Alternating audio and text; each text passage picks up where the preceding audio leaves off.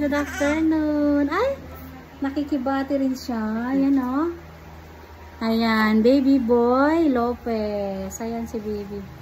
Pinanganak ng 2:22 PM. Ayan, super cute naman ng baby nila. Ayan. Hello. Mga initial vaccine ibigay na kay baby mo, ma'am, ha? Hepa B, vitamin K, eye ointment, tapos yung BCG sa braso, no? Complete na siya. Ipapaano na lang natin papapedya, ha?